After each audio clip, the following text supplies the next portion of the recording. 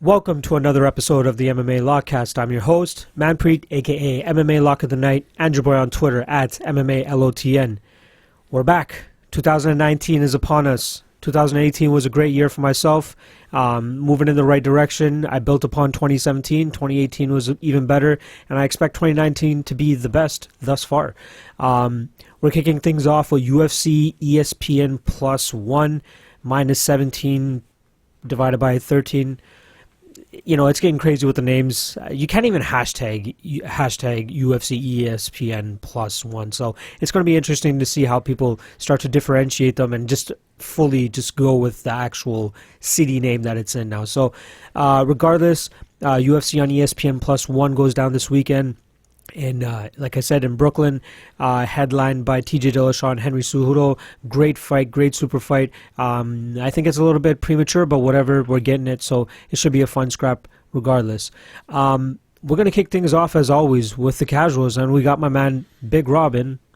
Yeah, what's up, guys? Rob and in. I didn't mean Robin, my bad. So Big okay. Rob, you know what I mean? So I'm actually, normally we're used to seeing knockouts. I'm actually going to show you a submission this time around. Okay.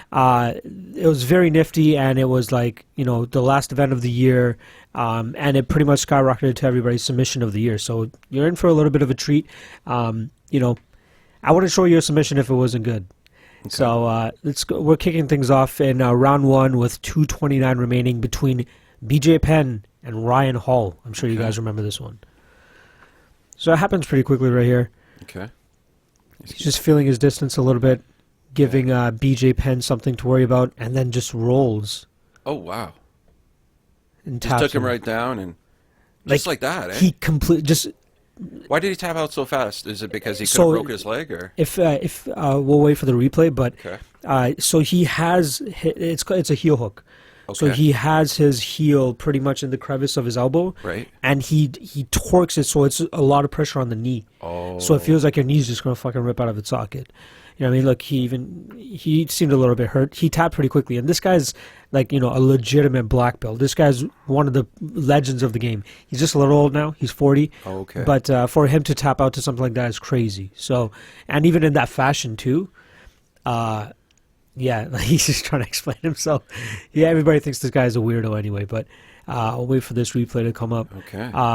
You know, it's very rare that we see that type of submission in the UFC anymore, just because a lot of people have found the ways of countering it. It's one of the least used submissions, just because it's a little easy to get out of. But the speed, accuracy, and technique that this guy used to wrap it up and get it just so deep too. Like, you see how you see that? You know, he's pulling it in. But like his roll too, man. Yeah. Perfect. Right under, and then perfect. That was it. He pretty much fell into that position, and the guy was forced to tap. Like, that's how quick the squeeze was. And how normally could you just get out of that? You just okay, based on the fact that, like, the awkward position, the guy landed, like, rolled at the perfect time. He caught the guy off guard a little bit, right? I mean, but like more often than not, when people go for that, they're already on the ground with the other guy. The other guy's on the ground with them, so, like, you know, they're looking at each other, and the guy will go back for the leg and try to torque it, but the guy's able to spin, the defender is able to spin, get out of that position, and the thing is, it gives up better positions, due to the fact that they're kind of going for a risk by going for submission over position. They always call position over submission. Position first, due to the fact that you want to stay in the dominant position. You want to have the advantage, and then go for submissions when you feel like you're in a comfortable place where you know for sure you're going to get a submission, right? Okay. So this guy just went for a Hail Mary. Not really a Hail Mary. He said he trained it a lot.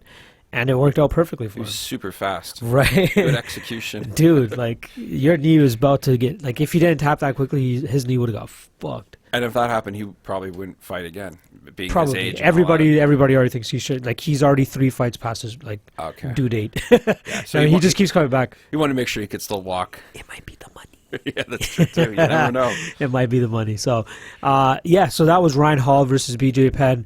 Beautiful heel hook. I saw a lot of people, you know, put it up as their submission of the year.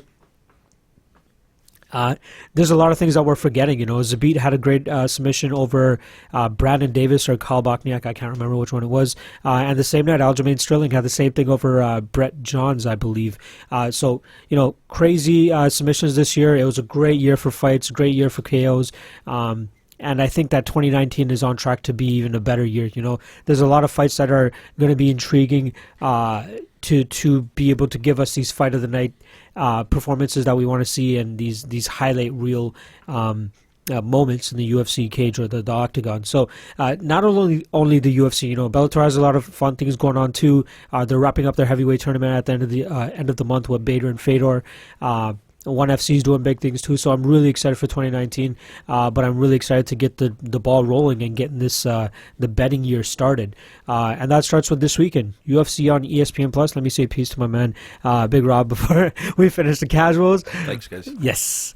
And we were working on eventually getting the camera in here so you guys can see him as well and see his actual live reaction too.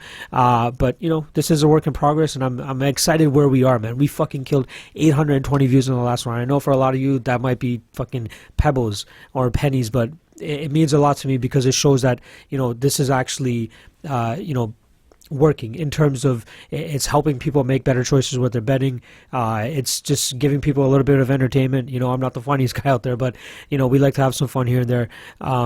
But yeah, it feels really rewarding, and I'm not going to stop, man. Like I only want to continue to take this to the next level, and we're always looking for ways to improve it as well. So I'm excited for what's to come and how we're going to be able to continue to evolve this thing and just make it a better viewing experience for you, the viewer. So I can help you out with your bets, and we can talk some fights and see wherever else this goes. All right, so this weekend, UFC on ESPN Plus 1. Going down in Brooklyn. We got a champ fight in the main event. But a pretty solid card overall. They got hit pretty bad this past couple days even. Within the last week, we lost about 3 fights. Yes, we got some replacements, but the names that fell off were, it was disheartening. John Lineker, when I heard the John Lineker news, my heart fucking broke, man. I love watching that guy fight, and who knows how long he's going to be out for now. So that even delays his trajectory in terms of trying to be a bantamweight problem for these guys. He ran into TJ Dillashaw. Not a lot of people can beat TJ Dillashaw at this point. So not a bad loss on his record, but it's going to be unfortunate that we might have to wait till the summer or even winter. I'm not sure exactly when he's coming back. So, blessings out to fucking John Lineker. I hope he gets okay, or I hope he recovers and we can, get things rolling with him. In terms of Brooklyn, you know what? Let me just quickly go over the last card as well. I completely fucking skipped that. UFC 232, I ended the night minus 2.45 units. My lock of the night play was the one that fucking whiffed. I really did not expect Cyborg to go out there and be as reckless as she was. She had shown more than enough, discipline and patience and striking confidence in a sense that she knew that she didn't have to push the pace to get these wins in like the Holly Holm fight. The Yana Kunitskaya one kind of just came, I mean? Like, I didn't even feel like she was rushing that one. The Tanya Evinger fight, same thing. She could have finished Tanya Evinger even earlier if she wanted to. But I thought against a super dangerous opponent in Amanda Nunes, she would want to be, a little bit more cautious, a little bit smarter, not fight like a complete fucking idiot, but she didn't, and she paid for it. Unfortunately, now her legacy is fucked by that 51-second destruction by Amanda Nunes. Like, Cyborg has a great legacy regardless, but it's unfortunate that she has to have this on her record now just due to, I don't know, a complete mental lapse. It was frustrating in a sense, but it was bittersweet due to the fact of how dramatic and how chaotic it was. It was super fun to watch. It was great to see Amanda Nunes get that type of victory and in that type of fashion. So I was super excited to, super bummed that I lost a fuck ton of money, but also excited for the fact that we just witnessed a part of UFC history that's going to be hard to replicate. But my dog of the night play hit, so it helped ease the pain a little bit from the lock of the night. Kat Zingano and Megan Anderson under 2.5 rounds. I had 1.5 units at plus 170, I believe it was. So it was a great card overall in terms of entertainment value. Excuse me. And unfortunate end for Kat Zingano. But at the end, minus 2.45 units. It is what it is. I did my best. But we move on to UFC on ESPN Plus One, where I think that I have two great spots and a dog of the night play I'm still waiting to hit on. I'm not forcing it, so I don't want to let the cat out of the bag on that, immediately. But just keep your eyes out for that. So I'll let you guys know what the lock of the night plays are once I get to it throughout the card. But we're going to start off at the bottom like we always do. But unfortunately, this first fight between Kyle Stewart and Chance Country, that just shows you how much I'm tuned out of this fight. I haven't looked into it. I did tape Chance Country, who I think that, for a guy with the frame that he has at that weight class, he should, have a better sense of range. And I just don't think highly of him. And I think that Randy Brown was a rightful favorite in that fight. In the Belal Muhammed fight for Chance Country, he had a lot of issues trying to keep Belal on the outside and, try to score shots from outside on that part. But Belal was perfect with, landing shots over Chance Country's lead hook, his lead hand. And it seemed like Belal almost was able to hit Rencountre whenever he wanted. And the fact that he doesn't have that type of striking awareness and striking defense is very concerning. I know nothing about Kyle Stewart, so he could absolutely come in here and pull off the upset on a last-minute, short-notice fight. And, I did add up the UFC.com matchup page. Somebody had actually suggested it in the comments on the last card, so I did my best and I fucking just pulled it up. I think it is better for you guys just to see which card I'm actually talking about, and you guys can even assess the stats yourself as well. So but you will have to endure me moving back and forth a little bit just to switch over to the fucking next fight. Next up, we got Belal Muhammad against Geoff Neal. Jeez, I am completely out of it. Not even... Anyway, Belal Muhammad against Geoff Neal. This should be a great fight. Pre-tape, I was very high on Belal Muhammad in this fight. With Belal Muhammad, you're getting a guy that isn't maybe the best striker out there, or the best grappler out there, or the best jiu-jitsu guy out there. He's, from the last I heard, he was a jiu-jitsu blue belt. So... but he's a fighter. Like, he is a smart fighter too, in my opinion.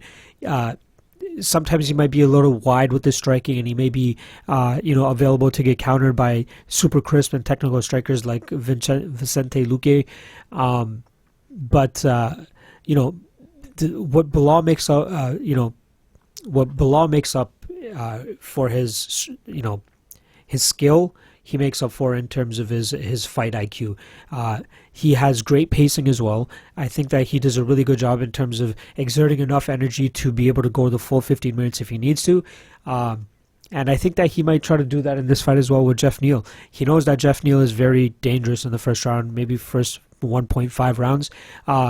And I think that he'll use his movement and mix in the grappling a little bit just to try to keep Geoff Neal on his toes. However, I think that Geoff Neal is just too fast, too explosive, too powerful, and too crisp with his striking that he's going to eventually catch Belal Muhammad on one of his, leaping in like hook jabs, or whatever his combinations are that he throws, maybe 2-3 strikes that he normally throws on his way in. But again, he's a little bit wide with them, in my opinion. So I think that Geoff Neal is going to just be able to land those strikes, those counters, those quick counters, man. Like the beating that he put on whatever his last fight was. Why am I fucking blanking right now? Geoff Neal, Frank Camacho. When he beat Frank Camacho, it was crazy to see the lightning accuracy of his strikes. One thing that Joe Rogan had touched on in that fight too is it was no wasted movement either. Really, like he did a really good job of keeping his composure even when Frank Camacho was going Super Saiyan on his ass.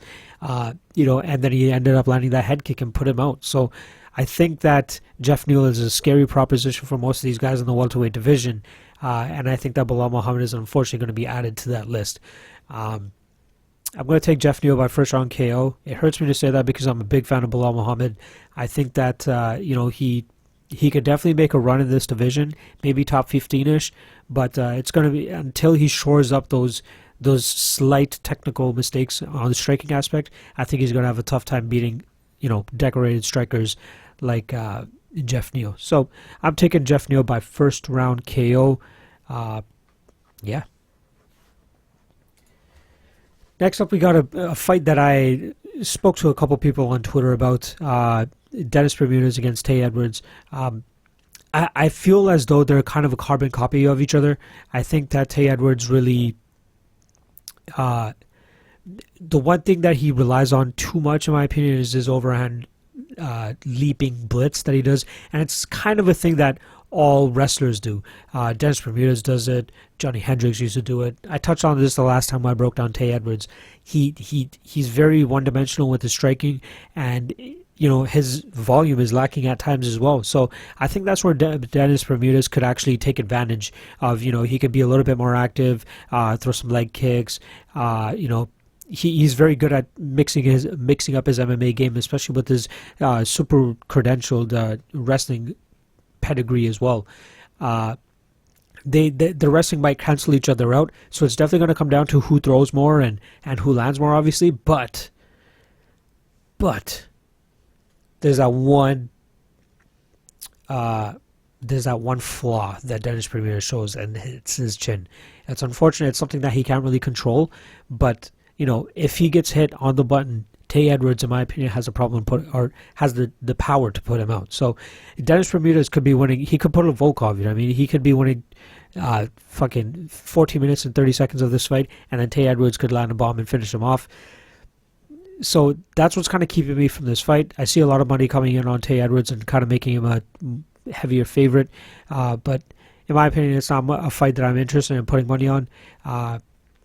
It's just tough to pick a side on this confidently, because you have volume and pacing on one side with Dennis Bermudez, and then you have power and good enough wrestling skills that any type of wrestling offense that Dennis Bermudez tries to throw at Tay Edwards, he'd be able to defend it. So my official pick is going to be Dennis Bermudez by decision. I think that he's going to be able to. I think that he will evade those shots.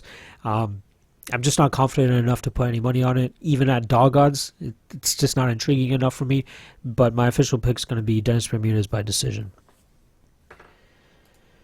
Next up is another fight that I didn't get much time to look into either. John Lineker versus Cory Sandhagen was a fight that I was, I left for the last in terms of tape, because the value was definitely on Cory Sandhagen at those odds when that fight was still on.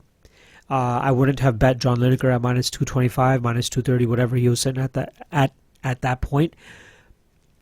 So I kind of just put it at the bottom of my list in terms of tape, just as I did with Dennis Bermudez and Tay Edwards. I wasn't really intrigued to dig into that fight much, and not to mention another fact that John Lineker is one of my favorite fighters too. So I have issues sometimes fading him unless it's very fucking clear. And obviously you're getting really good odds with Cory Sandhagen. So I don't want to go too deep into that fight, obviously, because it's not happening anymore. So in steps Mario Bautista. Don't know much about the kid. Didn't get around to taping that, and the odds are just way too skewed for me to give a fuck. Maybe if I don't settle on the dog on the night play that I'm thinking about, I will give Mario Bautista a look just to, see if that value, if there is any value at the plus 300 he sits at, maybe even more right now. But I'm just going to pick Cory Sandhagen by KO.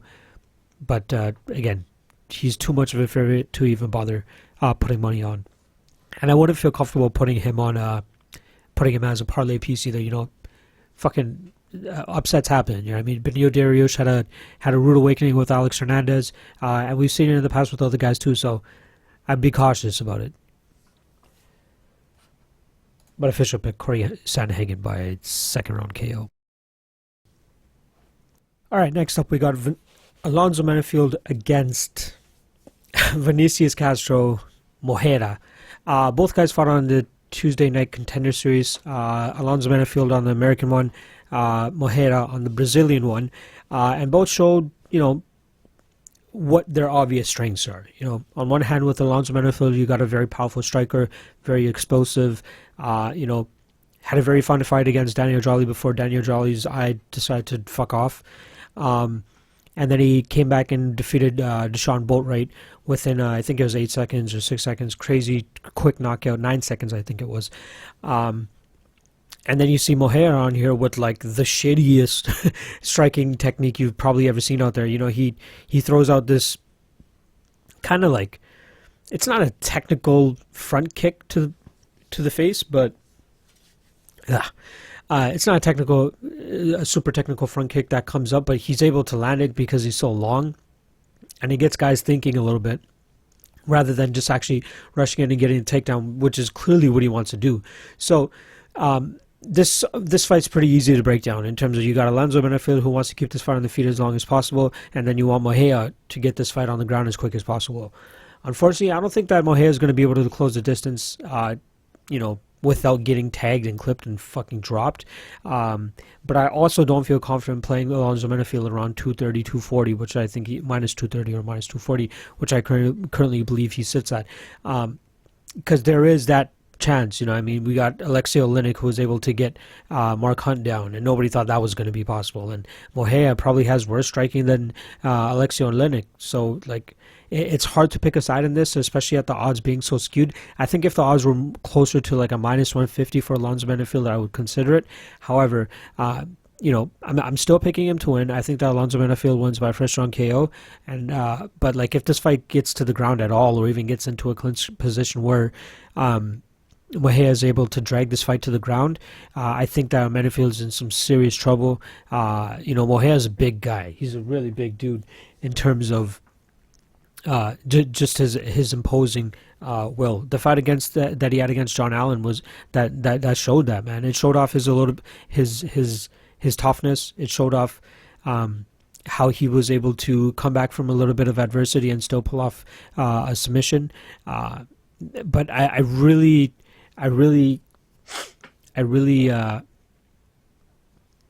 question his competition over at the Super Fight League, which I know it isn't the best. So I think he's in for a tough test against Alonzo Menifield, and I think that he's going to get knocked out. So I'm going to take Alonzo Menifield by first round finish. No need to go super deep into this fight. It's very black and white in my opinion.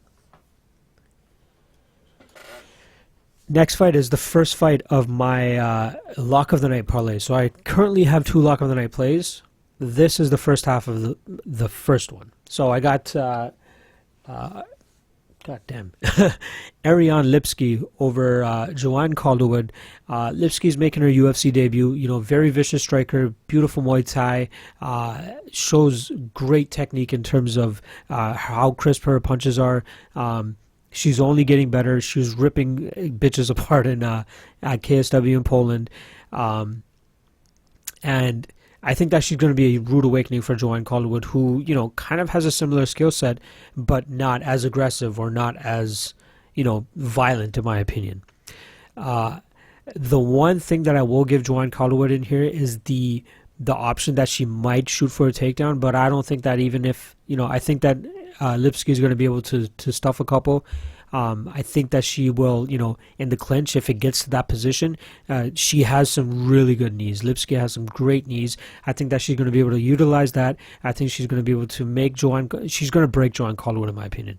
I think that, you know, JoJo, if things aren't really going her way, she breaks. And I think that Lipski has that fighter mentality, that aggressiveness, and the pop in her shots to actually hurt her and break her. So I think this fight is mainly going to be contested on the feet. If it gets into clinch positions, it's going to be bad for Joanne Calderwood. I think that, you know, the knees are going to make a significant difference. And I could definitely see this fight, you know, finishing in a TKO. I definitely think that Lipski has the chops to finish Joanne Calderwood, or also just go all 3 rounds and just completely outstrike her. So I don't want to be narrow-minded in this, but from whatever tape that I've seen of Joanne Calderwood, she's never really leaned on the grappling as much, and she doesn't have the best grappling as well. The funniest thing was, like, her last fight against Kalinja Faria, you know, I bet her on her in that fight, but in that fight against Kalinda Faria, right off the bat, she got taken down. And she was on her back for about 4 minutes before she even threw up that triangle that eventually ended the fight. And it was hilarious hearing Brendan Fitzgerald after be like, welcome, hello, JoJo 2.0. Like, chill the fuck out, dude. You know, she just got controlled for 4 minutes. And then, okay, Faria had a brain fart and caught herself in a triangle. So, you know, great submission skills. I'm not going to completely knock JoJo. Great submission skills and perseverance to push through that. But I think that if it had gone another maybe half a round and Kalinda Faria was still on, you know, got another easy takedown and was able to control JoJo a little longer, I think that JoJo would have eventually broke. But, you know, good for her for getting that submission. I just don't think that she's going to be able to catch Lipski and stuff like that, nor do I think that Lipski is even going to bother try to take this fight to the ground either. So I think that Lipski has the tools to keep the fight in her realm, and it's going to be very, you know, she's going to want to keep the fight standing, but I don't think it's going to be a bad thing if it gets into a clinch position. You know, unlike Alonzo Menifield, if he got into a clinch position with Moreira, it could be very dangerous. But Lipski has the Muay Thai credentials and the experience and just the nastiness to capitalize on those clinch positions that would refrain JoJo Calderwood from going for those takedowns. So in the end, I'm going to actually say Lipski by third round TKO. I think that she just picks her apart and just completely steamrolls her for that long. You know, I will give it up to JoJo for a little bit of toughness, but this is, you know, Lipski's showing out party. This is going to be her event where she comes out and just puts everybody on notice and makes a splash in that division. So third round Lipski, KO, TKO, whatever. Next up is a great fight between an up-and-coming prospect and a guy that's been around the game for a long fucking time. Cowboy Cerrone against Alex Hernandez. This is an intriguing fight, you know. There's a lot of hype around Alex Hernandez. You could say it's kind of well-deserved. You know, he starts Benil Dariush in roughly a minute, if not less than that. And then he comes out and has a bit of a sloppy performance against OAM, in my opinion. OAM's a solid fighter, don't get me wrong, but the amount of hype that was around Alex Hernandez before he went going into that fight, and even still, you expected him to do a little bit better. You know, there was dicey moments in some certain scrambles and grappling exchanges, and I wonder how a guy as seasoned and as well-versed in MMA Jiu-Jitsu as Cowboy Cerrone, how he's going to be able to go in those scrabble situations and if he's going to be able to capitalize on them. You know, OAM was able to reverse Hernandez a couple times. Again, a couple dicey situations for Hernandez in that fight. And I'm very, very, very intrigued to see how Cowboy Cerrone might be able to capitalize on that. But unfortunately for Cowboy, I think that's the only place he'll probably win this fight. Hernandez shows great striking. He says he wants to mimic TJ Dillashaw as best as possible, and you can't blame the guy either. You know what I mean? Like, Dillashaw has a great striking repertoire, if you want to call it, and to replicate or try to attempt to replicate his type of style is nothing but great things if your body and your pace is able to keep up with it, because it's a lot of movement, it's a lot of angles. You know, and the power that Alex Hernandez is able to bring around those angles and that movement is going to be trouble for Donald Cerrone, in my opinion. So, I think that Cerrone is not completely washed yet. I think that Cerrone is a live dog in this situation, in my opinion. But if the odds stay around minus 180 or minus 190, I think the move there would be to bet on Alex Hernandez. But I'm just not confident in it. I just can't. A part of me something is keeping me back. Something about that OAM fight is turning me off. And I think that we could see a Cowboy submission. However, if this fight does stay on the feet, I think Hernandez is going to be able to have a little bit of a field day. Okay, maybe not a field day, but I think he's going to have a lot more success than Cowboy is going to have. I think his aggressiveness and his power shots are going to keep Cowboy guessing, and he's not going to be able to get his own game off. And we've seen in the past, if Cowboy's not able to get his game off, it's going to be a tough and long fight for him. So he's got to hope that there's going to be that clinch opportunities and scrabble opportunities that arise that Cowboy's going to be able to take advantage of. Otherwise, it could be a short night for him where he gets just completely knocked out. I'm going to take Alex Hernandez by first round KO, but again, not confident enough to bet in it or bet on that fight, or at least on the Alex Hernandez side. So but official pick is going to be Alex Hernandez by first round KO. Next fight we got is my second lock of the night play.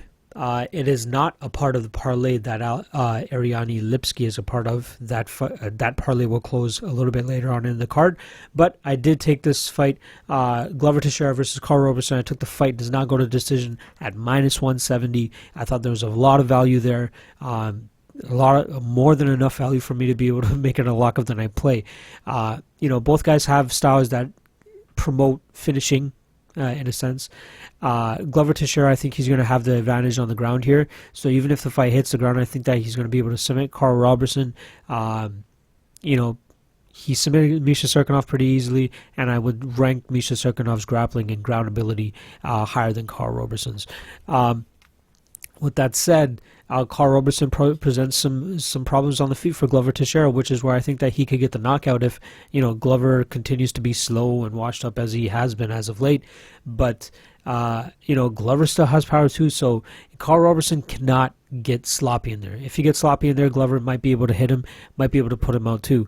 But I think that both guys have a clear path to victory, and both of them entail a finish. So I think either Karl Roberson by knockout or Glover Teixeira by fluke knockout or submission if he's able to get this fight to the ground, which is why I'm super confident in the fight does not go to decision. I think the odds have gotten a little bit worse since I placed the bet, but definitely some value up to at least like minus 275, minus 280 in my opinion, if you really want to like a lock of the night play. I know a lot of juice, but again, super confident.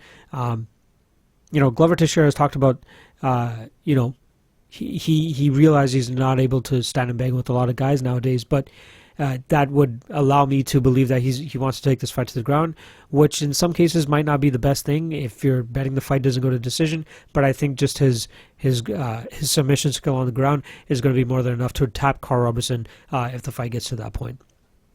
So yeah, my pick is Glover Teixeira by second round submission, but my official lock of the night play for this fight is the fight doesn't go to decision. Next up, Paige VanZant against Rachael Ostovich. Line is really close on this one too, or roughly kind of close. Paige VanZant a little bit more of a favorite now. It's hard for me to bet on this fight too. Like both girls have shown obvious flaws in their game, and it all comes down to, it might even come down to who's the stronger girl in this point. Obviously Paige VanZant's kind of known for her striking, but she is a decent grappler too. I got to give her that. For at least that level of competition that she's fighting around, she has really good, decent grappling ability. Rachael Ostovich, obviously that's kind of her preference in terms of fighting is the grappling game. So I think that Paige definitely has the advantage of the feet. I think that she could definitely, light up Rachael Ostovich. Okay, maybe not. I'm exaggerating a little bit with some of these words, so I'm not going to say light up. I'll retract that one. I think that she will have, good success on the feet against Rachael Ostovich, and I think that she has good enough grappling to contend with Rachael Ostovich on the ground if it hits there. So it's tough to pick against my girl Rachael, but I got to do it this time around with Paige VanZant, who may be all hype due to her, looks and her social media and all that stuff. But behind that pretty face and ditzy personality, she's a decent fighter. So I'm gonna take Paige by decision. So whether the fight's on the feet, I think she's able to, her movement and unorthodox striking and her threat of a takedown will allow her to comfortably win a decision in this fight against Rachael Ostovich. Next up, we got Joey Benavidez against Dustin Ortiz. A rematch from a fight that Joseph Benavidez won by decision a couple of years ago. This time around, both guys are in different parts of their career. You know what I mean? Dustin Ortiz is coming off a great finish over Matthias Nicolau in his last fight, which I bet on. Got him at roughly plus 200-ish. I can't remember exactly, but I thought he held a great value against Nicolau. And this time around, he's going up against Joseph Benavidez and try to avenge one of his losses. I think that Ortiz is at a better part of his career, or a better area of his career, or era of his career. But, you know, Joseph Benavidez showed the fuck out in his last fight against Alex Perez. A lot of people were counting out Joseph Benavidez that time around due to the fact that he looked really shitty in the Sergio Pettis fight. But maybe that was actually ring rust. You know, before that fight, he was coming off a huge layoff. So maybe Joey Benavidez has his legs under him again, and it definitely showed in that Alex Perez fight. Finished the guy twice, if you guys remember that shit.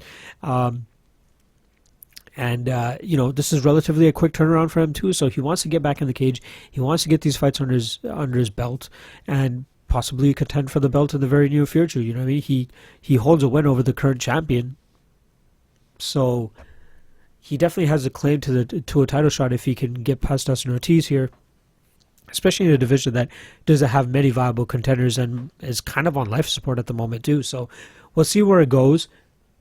But you know, Dustin Ortiz, I think he's being a little bit disrespected by the betting lines. I'm pretty sure the last time I saw it was around -2 or plus 220 for Dustin Ortiz. I think it should be a little bit closer than that. I think they're both, you know, they're both good grapplers. Dustin Ortiz does a good job of mixing up a little bit more. Joseph Benavidez likes to keep the fight standing for the most part.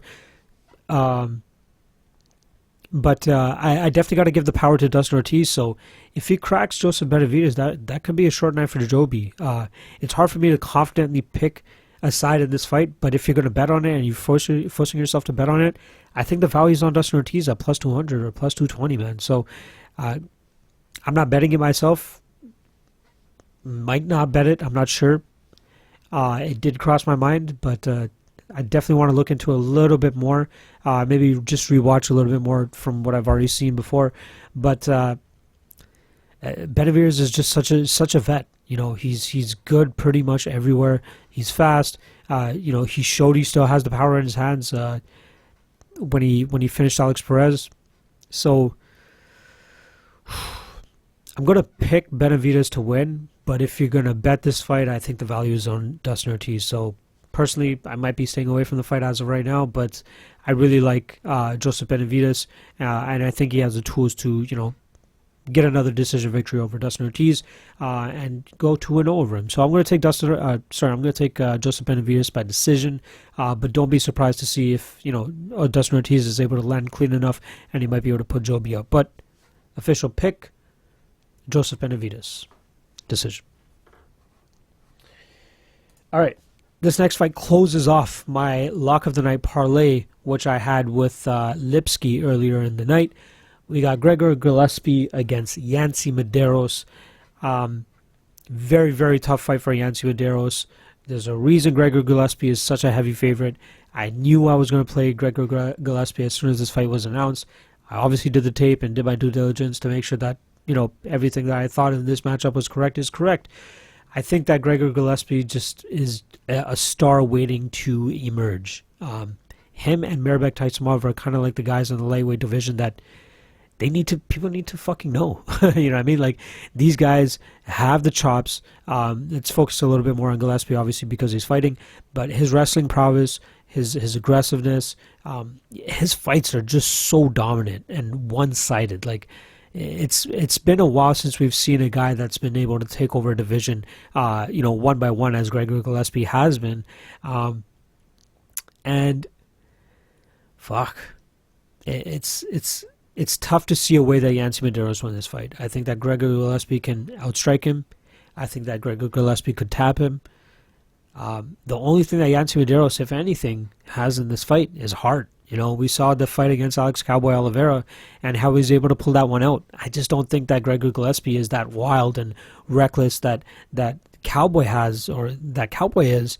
And I think that's going to be the difference in this fight between Yancy and Cowboy and Yancy and Gregor. Gregor's just going to be more, technical. He's going to be the smarter fighter. He has a better fight IQ. And that wrestling, I saw somewhere where apparently Yancy Medeiros is on some sort of vegan diet or something where he's lighter than he's ever been before. You don't want to be light against a guy with as good wrestling as Gregor Gillespie. Like, you got to be fucking, insane to think that the fact that you're lighter is going to keep you from getting taken down or whatever. It might help you in certain ways, but against a guy like Gregor Gillespie, you're going to need as much strength as possible to try and keep this guy off you because he's going to get his hands on you, whether you like it or not. He has good enough striking to close the distance and get this fight to the ground. So I'm going to take Gregor Gillespie by second round sub. I think he's going to wear Yancy down in the first. I think he's just going to beat on him and then eventually get that sub in the second round. And he needs a bigger fight. He needs, he's 15 right now. He needs a bigger fight than Yancy Medeiros. Yeah, man, this guy is a problem. He will either be in a title fight by the end of 2019, or actually, you know what, the lightweight title division or the picture is really fucked. So maybe early 2020, I think we see Gregor Gillespie get some sort of title contention shot, or even a title shot by the end of 2020. So yeah, I'm going to take Gillespie by second round sub, and that will finish up my lock of the night parlay, which is Lipski and Gillespie. I had 5 units from minus 130. I thought there's great value on that. And yeah, Gillespie's a G. Double G. Fuck. Next up, a fight that should probably open the card. But unfortunately, names sell. And Greg Hardy makes his UFC debut against Alan Crowder.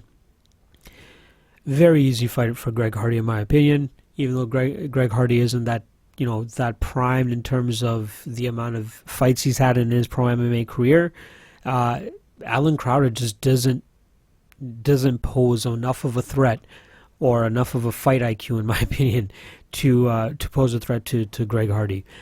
Greg Hardy is explosive. He's quick. He covers distance great, and he's just powerful, man. Like his technique still might not be there in terms of being the most crisp striker or finisher out there, but he gets it done. Brute strength, brute fucking explosiveness. He's able to close the distance. He's able to land on these guys and put them out. It's insane. There's a reason this guy was an NFL star back in the day before he started beat a bitch or whatever he did. But regardless, this is Greg Hardy's fight. There's a reason he's about a minus 400 or minus 500 favorite. Yeah, like Alan Crowder, his fight against Dontel Mays, or whatever that guy's name was, horrible. You know what I mean? If he's going to have that type of a fight against a guy who's a lot slower and sluggish compared to Greg Hardy, he's going to have a rough night against Greg Hardy. Greg's going to land easily on Crowder. And I don't even know if Crowder throws heavy enough and well enough to be able to clip Greg Hardy and land a Hail Mary type of KO. It's going to take 7 heavens and fucking angels and rainbows and butterflies for Alan Crowder to be able to get a finish here. And yeah, plain and simple, I got Greg Hardy by finish, first round KO. Having a little bit of like a nose issue, like I don't know. Regardless, let's finish this off. I got main event time. Henry Cejudo defending his belt against TJ Dillashaw. Probably the last flyweight title fight in UFC history, most people assume. If TJ Dillashaw beats Cejudo, apparently they might be dissolving the division. And if Cejudo wins, they might be keeping it. I don't know how valid that actually is, but that just seems to be the talk around the water cooler nowadays. So it's going to be great to finally put an end to that chapter in terms of whether the flyweight division is going to stay around or not. But at least we get a great fight, Before I dig into this fight, though, I'm a little bit put off by how often these champ versus champ fights are happening. It really, really, really devalues that whole champ aura. If we have a champ every, if we have two, three champs within a calendar year, like it's ridiculous in my opinion. I think that there should be at least a mandatory 5 defenses of your title before you're able to go to a different division and challenge for that other title. Yeah, TJ Dillashaw is beating Cory Garbrandt twice. He beats Joe Soto. He beats I don't know why any other name is escaping my mind. I think he beat those guys, but he should, there are still other guys for him to fight. Rafael Assunção, Marlon Moraes, Aljamain Sterling is on the rise again. There's guys out there. Pedro Munoz is another guy that's up there. So there are guys for TJ Dillashaw to face. Are they the biggest money fights? Probably not, but there's got to be some sort of legacy, or actually, there's got to be proof in the pudding in terms of why these guys are being able to move to a different division and challenge for a title. Same thing with Nunes. Nah, maybe not so with Nunes just because of how thin that division is, but like Max Holloway. Like I'm hearing people saying that Max Holloway should go up. Nah, man. Like let Max fight guys like Moicano, Volkanovski, Zabit's on the rise too. There's matchups out there that will legitimize these champions even more and will make the fact that when they become champs, it's more valid. I mean, they have more ammunition behind that champ status. So I don't like the fact that this champ fight is happening right now in terms of TJ Dillashaw and Henry Cejudo. Maybe it's because Cejudo just won the title. But again, it is for the flyweight title, so it's not even like Cejudo would become champ if he won this fight. However, I don't know.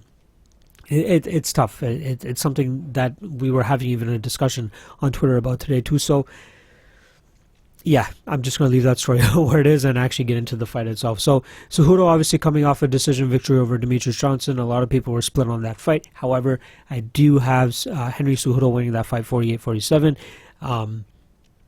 Super close fight. I wouldn't be mad if they ever ran it back again. I don't know if that's ever going to happen now that DJ's over at ONE FC. But it's been great seeing Henry Cejudo's progress and how he continues to build on his skills ever since he's come to the UFC. I believe his first fight was against Dustin Kimura, and he's just been growing ever since. And it's crazy when he came onto the UFC scene how he was leaning on his striking and still beating these guys. Didn't even need to go to his biggest advantage, which is probably the biggest advantage in the MMA game in general, which is wrestling. He's a very imposing wrestler. Obviously, he has his Olympic pedigree and his high school, college pedigree, whatever the fuck it was. The guy's a wrestler, but he doesn't show it. He doesn't really need to rely on it. His movement, his striking, his power has all been coming together and putting together such a complete fighter to be able to beat a guy like the GOAT, like Demetrius Johnson. He's going up against arguably another potential GOAT in TJ Dillashaw, who presents very tricky problems, very tricky opposition in terms of problem to solve. Dillashaw's coming off that win over Cory Garbrandt where he knocked him out second round, I think it was.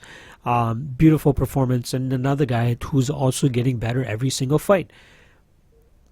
The main factor in this fight, in my opinion, is the weight cut. There's been a lot going on around about it, and going into this card, TJ Dillashaw was a guy that I was looking at betting at, and even as confident as making my lock of the night play. The line's a little bit out of whack. It should be a little closer to even, in my opinion. Maybe minus 130 for Dillashaw, minus 140 even. But the value currently sits with Henry Cejudo, plus 170, plus 180. Those, if you're going to bet on that fight, you need to bet on Henry Cejudo. There's no value on TJ Dillashaw at the current odds due to the fact that we don't know how much the weight cut's going to be an issue. Even if he's able to make the weight easy, how much is that going to diminish a style that he relies on his cardio for? The movement, angles, explosiveness, always in constant movement. Like it requires juice, and if he diminished himself so much 24 hours before, it's gonna rear his head in this fight. And I think that Henry Cejudo has the pace and composure and fight IQ to push a bit of a pace that will require TJ to gas out quicker. Not require, but it will make TJ gas out a little bit quicker. We may not see it to the fourth round. We may not see it to the fifth round. But there are so many intriguing aspects to this fight, and the weight being one of them. But, how is Cejudo going to deal with the angles and movement of TJ Dillashaw for the first three rounds if those are the rounds that he has the gas tank in? Cejudo has great movement too, and he has power too. How well is TJ's chin going to hold up? A lot of people have been shitting on him. You know, he got knocked out by Dodson, got dropped by Garbrandt. And Cejudo has some power too. So I can't confidently bet on this fight unless you're going towards Cejudo. If the odds get even better on Cejudo, I might not have a choice but to actually bet it. Like, it's going to be hard to pass up Cejudo if he hits plus 200 even. But if the weight cut doesn't have a significant impact on TJ Dillashaw, this is TJ Dillashaw's fight. In my opinion, that TJ Dillashaw, it's going to be hard for anybody to figure out his style, his movement, and it's going to be hard to figure out how to beat a guy that cuts angles the way he does and it just mixes up his strikes the way he does. It's going to be very, very hard, even for a guy like Cejudo who is ever improving. So I'm going to err on the side of TJ Dillashaw is going to look good. I'm going to err on the side of TJ Dillashaw is going to not be diminished from the weight cut, and we're going to see a vintage TJ Dillashaw. That's what I'm erring on. So I'm going to be picking TJ Dillashaw to win by decision. I think that his movement and, you know, the shots are going to start to add up, and Cejudo's going to get a little bit frustrated.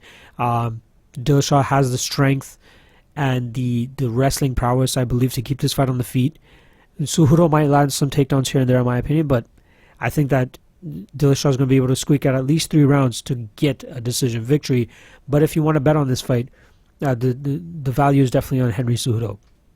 So my official pick is going to be TJ by decision,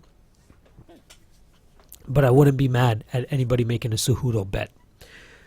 So yeah, that's pretty much it. 2 lock of the night plays, like I said. First one being Ariane Lipski and Gregor Gillespie for minus 130. And then Glover Teixeira, Karl Roberson fight doesn't go to decision for minus 170. Fuck, it's been great to be back. I've been a little bit off, but you know, after this event, we got another week break, and then after that, we got 9 straight weeks. So I'm gonna get right back into the fucking groove.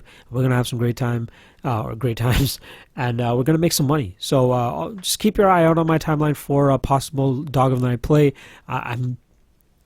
I'm going to consider over the next couple of days. I'm not going to force or rush anything. So, but for sure I will have at least one dog of the night play. So keep your eye out.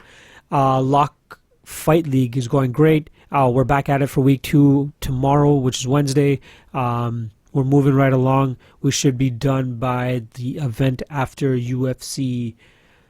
Oh, no, sorry. It will be done during the fight week for UFC 234, which is down in Adelaide, Robert Whittaker against Kelvin Gastelum. So somebody's going to win $85. Somebody's going to win $85 during that fight week, hopefully, as long as all their fighters make it to the playoffs and somebody actually wins the entire season, somebody's winning $85. Regardless, tape index on my man's Newsom's website. That's dropping very shortly too. I'm going to be working on that over the next couple of days. So to have that guide available for you guys for UFC Fortaleza. You know, that's the next event. I want to make sure to have this out as soon as possible. It's great that the odds just dropped as well, so you guys can kind of lean on the tape index to make your tape studying a little bit easier, and just, make a little bit more educated guesses and be a little bit more efficient with your time too. So let us do the grunt work to make it easier for you. That's basically all I'm saying. Yeah, that's pretty much it, man. MMALOTN.ca is the website. At MMALOTN on Twitter. I guess I don't need to say that if you guys are already watching this. But yeah, that's it. We'll see you guys in 2 weeks to break down UFC Fortaleza, Marlon Moraes against Rafael Assunção. Rate, subscribe, like, do all that shit at the bottom. It helps apparently. So, peace. Later.